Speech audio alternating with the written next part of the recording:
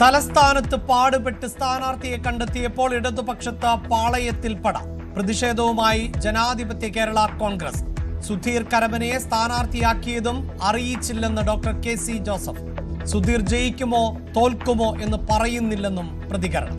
പ്രചാരണം ആരംഭിച്ച് ഈ നാടിന്റെ പ്രിയങ്കരനായ സാരഥി സുധീർ കരമന ഈ നാടും നാട്ടുകാരും അണിഞ്ഞൊരുങ്ങിയ ആവേശപൂർവ്വം നൽകിയ നൂറുകണക്കിന് സ്വീകരണങ്ങൾ ഏറ്റുവാങ്ങിക്കൊണ്ട് ഈ നാടിന്റെ പ്രിയപ്പെട്ട സുധീർ കരമന ഇതാ കടന്നു വരുന്നു. അനുഗ്രഹിക്കൂ, ആസ്വദിക്കൂ വിജയത്തിന്. മങ്കട ഒഴിച്ച് എല്ലായിടത്തും ഇടത് സ്ഥാനാർത്ഥികളായി. താനൂരിൽ ടി മുഹമ്മദ് സമീർ, വള്ളിക്കുന്നിൽ CP മുസ്തഫ, കാസർഗോഡ് ഷാനവാസ് പതു, നടൻ വിവേക് ഗോപൻ അടക്കമുള്ളവരുമായി BJPയുടെ മൂന്നാം പട്ടിക. മങ്കടയിൽ ലീഗിന് വിമതൻ. പത്രികാ സമർപ്പണം തുടരുന്നു.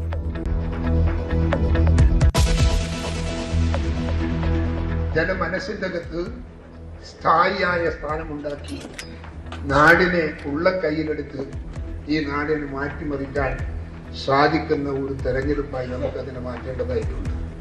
ആ മാറ്റത്തിന് ഞാനും നിങ്ങളും ഇത്തിരി വിയർപ്പൊഴുക്കണം.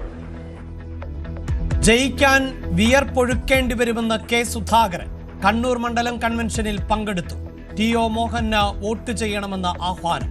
കഴിഞ്ഞ തെരഞ്ഞെടുപ്പ് പോലെയല്ല ഇക്കുറിയെന്നും സുധാകരൻ.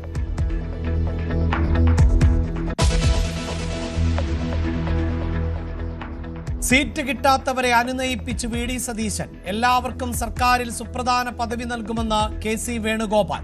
100% കോൺഗ്രസുകാരനായി തുടരുമെന്ന് പ്രഖ്യാപിച്ച് റിയാസ് മുക്കോളി.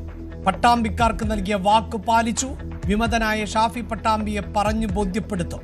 സ്ഥാനാർത്ഥിയാക്കാൻ CPIMകാർ ബന്ധപ്പെട്ടിരുന്നുവെന്നും റിയാസ്.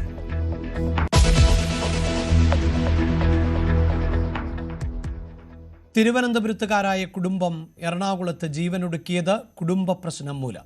മരിച്ച സ്ത്രീയുടെ ഭർത്താവിന്റെ വീട്ടുകാർക്ക് പങ്കെന്ന് പോലീസ്. വടുതലയിലെ വാടക വീട്ടിൽ മരിച്ച നിലയിൽ കണ്ടെത്തിയത് 2 സ്ത്രീകളെയും 3 കുട്ടികളെയും.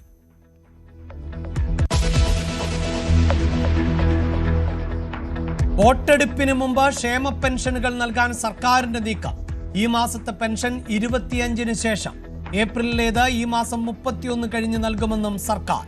വിഷു പ്രമാണിച്ചെന്ന് വിശദീകരണം. രാഷ്ട്രീയായുധമാക്കാൻ UDF.